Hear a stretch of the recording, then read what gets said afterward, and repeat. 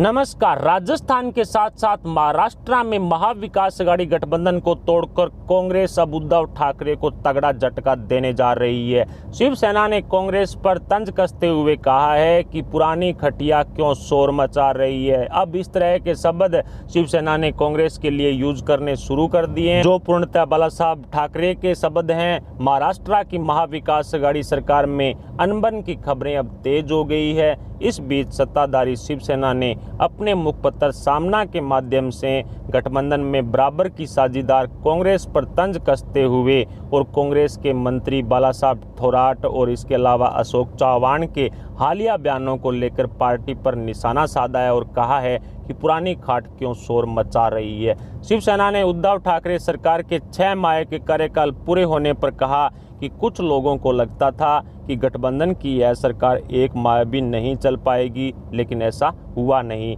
और आगे भी ऐसी कोई संभावना नहीं है। पार्टी ने कहा कि कांग्रेस भी अच्छा कार्य कर रही है, लेकिन समय समय पर पुरानी खटिया रह रहकर आवाज करती है। इस खटिया की भी अपनी एक ऐतिहासिक विरासत है।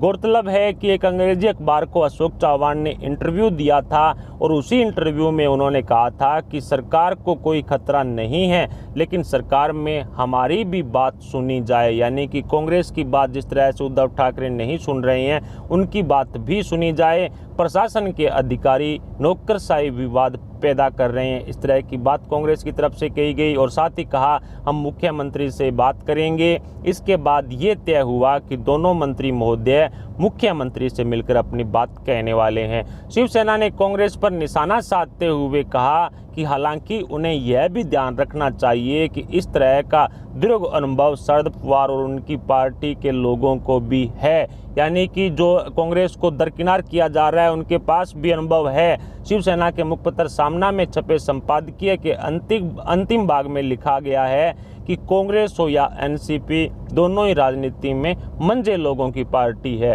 उन्हें इस बात का पूरा अनुभव है कि कब और कितना कुरकुराना है और कब करवट बदलनी है। राजनीति अंततः सत्ता के लिए ही है और किसी को सत्ता नहीं चाहिए, ऐसा बिल्कुल भी नहीं है। इसी सोच को लेकर के शिवसेना को ऐसा लग रहा है कि बीजेपी को सत्ता से दूर करने के लिए कांग्रेस उनको समर्थित करती रहेगी और इसीलिए एनसीपी प्रमुख शरद पवार और उद्धव ठाकरे मिलकर हर जो फैसला है वो ले लेते हैं। कांग्रेस को दरकिनार किया जाता है और यही कारण रहा है कि अब कांग्रेस के जो मंत्री हैं, जो विधायक हैं, जो नेता हैं, वो सरकार में बराबर की हिस्सेदारी भी चाहते हैं। इसीलिए उनमें इस तरह का घमासान मचा हुआ है। सामना में कांग्रेस के 2 बड़े नेताओं पर निशाना साधा गया है। निरुपम बोले हैं कि जिस सत्ता पर शिवसेना इतरा रही है वह हमारी पार्टी की देन है। कांग्रेस भी अब शिवसेना के लिए इस तरह के शब्दों का प्रयोग करना शुरू कर चुकी है। कांग्रेस की ओर से दबी आवाज में कहा जा रहा है कि सीएम उद्धव ठाकरे और एनसीपी प्रमुख शरद पवार आपस में बात करके सभी बड़े फैसले ले रहे हैं। जो तस्वीर आपको स्क्रीन पर दिखाई जा रही थी वो गठबंधन के समय की थी, लेकिन महाराष्ट्र में महाविकास आघाड़ी गठबंधन जो शिवसेना, एनसीपी और कांग्रेस के बीच का है, उसके 6 महीने पहले बने गठबंधन में अब पूरी तरह से दरार पड़नी शुरू हो चुकी है। चर्चा है कि बड़े फैसलों से कांग्रेस को दूर रखने से पार्टी के कई बड़े नेता मुख्यमंत्री उद्धव ठाकरे से नाराज चल रहे हैं। इस बात को लेकर आज मंगलवार को एक बार फिर इस बात को बल मिला है, जब शिवसेना के मुखपत्र सामना में कांग्रेस के 2 नेता अशोक चव्हाण और बाला साहब थोराट पर निशाना साधा गया। ऐसे में विपक्ष भी अब शिवसेना और जो एमवीए गठबंधन पर अटैक करना शुरू कर चुका है। भाजपा की ओर से कहा गया है कि महाविकास आघाड़ी के नेताओं को महाराष्ट्र में कोरोना से जान गंवाने वाले लोगों की फिक्र नहीं है। महाविकास आघाड़ी गठबंधन के नेताओं को सिर्फ अपनी कुर्सी की चिंता हो रही है। सामना के संपादकीय में कांग्रेस पर निशाना साधा गया है और लिखा गया है कि खाट पर बैठे अशोक चव्हाण ने जिस तरह से इंडियन एक्सप्रेस को जो इंटरव्यू दिया था और उसी समय से कुरकुराए सरकार को कोई खतरा नहीं है, लेकिन सरकार में हमारी बात सुनी जाए। प्रशासन के अधिकारी विवाद पैदा कर रहे हैं, हम मुख्यमंत्री से ही बात करेंगे। अब ऐसा तय हुआ है कि कुरकुर की आवाज़ वाली खाट के दोनों मंत्री महोदय मुख्यमंत्री से मिलकर अपनी बात कहने वाले हैं। मुख्यमंत्री उनकी बात सुनेंगे और निर्णय लेंगे, लेकिन कांग्रेस क्या कहना चाहती है, राजनीति की यह पुरानी खटिया क्यों कुरकुर की आवाज़ कर रही है, हमारी बात सुनो का मतलब क्या है, यह भी सामने आया है। थोराट और चाहवान दिग्गज नेता हैं जिन्हें सरकार चलाने का बहुत बड़ा अनुभव है। हालांकि उन्हें यह भी ध्यान रखना चाहिए कि इस तरह का लंबा अनुभव शरद पवार और उनकी पार्टी के लोगों को भी है। हालांकि कुरकुर या फिर कोई आहट नहीं दिख रही है। शिवसेना की संपादकीय के बाद विवाद है वो अब महाविकास अघाड़ी गठबंधन में गहरा हो चुका है। इसे शांत करने के लिए राज्यसभा सांसद जो संजय राउत हैं वो सामने आए हैं। मंगलवार को उन्होंने कहा कि मुख्यमंत्री उद्धव ठाकरे और राज्य के सभी कैबिनेट मंत्रियों के बीच में समन्वय एकदम सही है, कोई नाराज नहीं है। सीएम साहब हैं वो बाला साहब थोराट और अशोक चव्हाण से बात करेंगे। जैसे ही राज्य से कोरोना संकट खत्म होगा, सीएम ठाकरे सभी की बात फिर से सुनेंगे। इस तरह की जो समन्वय बनाने की कोशिश संजय राउत की तरफ से की गई है, लेकिन बड़बोले संजय राउत की बातों पर किसी तरह का ध्यान ना ही तो कांग्रेस देती है और ना ही एनसीपी देती है। कांग्रेस शिवसेना के बीच विवाद में मुंबई कांग्रेस के पूर्व अध्यक्ष संजय निरुपम का भी बयान आया है। निरुपम ने लिखा, कांग्रेस को पुरानी खटिया बताने वाली शिवसेना भूल गई है कि जिस सत्ता पर वह इतरा रही है वह कांग्रेस के समर्थन के बगैर उसे नसीब नहीं होती। कांग्रेस के मंत्री मुख्यमंत्री से मिलने का समय मांग रहे हैं, मुख्यमंत्री उन्हें छोड़कर सबसे मिल रहे हैं। सत्ता के मोह में कितना और कुछ झेलना पड़ेगा। इस तरह का तंज कांग्रेस की तरफ से शिवसेना पर किया गया है और स्पष्ट कहा गया है कि अन्य लोगों से मिलने के लिए उनके पास टाइम है, लेकिन कांग्रेस के मंत्रियों से मिलने के लिए टाइम नहीं है। भाजपा के प्रवक्ता राम कदम ने कहा, ये लोग यानी महाविकास अघाड़ी के लोग पुरानी खाट की आवाज़ पर बात कर रहे हैं, लेकिन दुख की बात यह है कि इन्हें महाराष्ट्र के अस्पतालों में बेड की कमी के चलते कोरोना मरीजों की मौत की कोई चिंता नहीं है। महाविकास अघाड़ी सिर्फ खाट और कुर्सी के बारे में सोचने में ही मशगूल है। यह भी सोचने वाली बात है कि इतनी बेइज्जती के बाद क्या कांग्रेस और एनसीपी कोई आत्मसम्मान बचा है इन दोनों के अंदर। जिस तरह से शिवसेना ने एनसीपी और कांग्रेस पर जो पीछे कटाक्ष किए हैं उनकी बात यहाँ बीजेपी की तरफ से की जा रही है।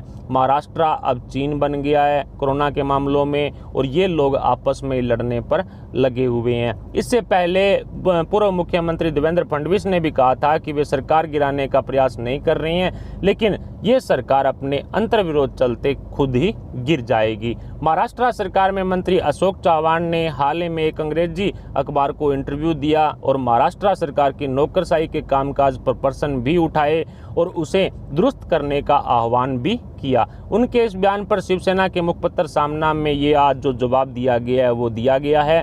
जबकि एनसीपी प्रमुख शरद पवार की तारीफ की गई। महाराष्ट्र में 3 दलों की सरकार है, यानी कि महाविकास अघाड़ी गठबंधन एनसीपी कांग्रेस शिवसेना से मिलकर बना है, लेकिन यहाँ शिवसेना जो एक तरह से कांग्रेस को दरकिनार करने का काम शुरू कर चुकी है। विधानसभा में बहुमत के लिए कुल 145 सीटें चाहिए। शिवसेना के पास 56 सीटें हैं, एनसीपी के पास 54 और कांग्रेस के पास 44 सीटें हैं। ऐसे में अगर कांग्रेस खपा होकर समर्थन वापस लेती है तो ठाकरे सरकार गिर जाएगी। इसलिए कांग्रेस के नेताओं की नाराजगी दूर करने के लिए उद्धव ठाकरे मंगलवार को उन कांग्रेसी नेताओं के साथ बैठक कर रहे हैं और इस बैठक के बाद ही क्लियर हो पाएगा कि उद्धव ठाकरे और कांग्रेस के बीच में कोई सहमति होती है या फिर राजस्थान में जिस तरह से गुटबाजी और आपसी कलह चल रहा है उसी तरह से अब महाविकास अघाड़ी गठबंधन में उद्धव ठाकरे के साथ कांग्रेस का गलह ही रहेगा या फिर कोई सहमति होती है। कुल मिलाकर के स्पष्ट है कि एनसीपी कांग्रेस शिवसेना में सब कुछ ठीक नहीं है। राहुल गांधी ने कोरोना काल के दौरान कई तरह के बयान उद्धव ठाकरे के खिलाफ दिए हैं और उन्हीं को देखा जाए तो निश्चित है कि उद्धव ठाकरे को कांग्रेस बड़ा झटका दे सकती है, या यूं कहें कि सीएम उद्धव ठाकरे की सीएम कुर्सी पर अब कांग्रेस का ग्रहण लगने जा रहा है। वैसे भी जो बिहार विधानसभा चुनावों को लेकर के कांग्रेस अब इस महाविकास अघाड़ी गठबंधन को तोड़ने के लिए मजबूर हो चुकी है, क्योंकि बिहार के जो मजदूर थे उनको उद्धव ठाकरे ने धक्के मारकर महाराष्ट्र से निकाल दिया था और अब कांग्रेस को बिहार में विधानसभा चुनाव लड़ना है और अब उन्हीं मजदूरों के सामने कांग्रेस कौन सा मुंह लेकर के जाएगी। और बीजेपी ने भी जिस तरह से कटाक्ष करते हुए कहा है कि जो कांग्रेस की इतनी बेइज्जती जो शिवसेना ने की है, उसके बाद भी क्या कांग्रेस जो सत्ता के लालच में जो उद्धव ठाकरे के साथ सरकार में बनी रहेगी, क्या महाविकास आघाड़ी गठबंधन में बनी रहेगी। कुल मिलाकर के अब ये जो पूरा मामला है महाविकास आघाड़ी गठबंधन का,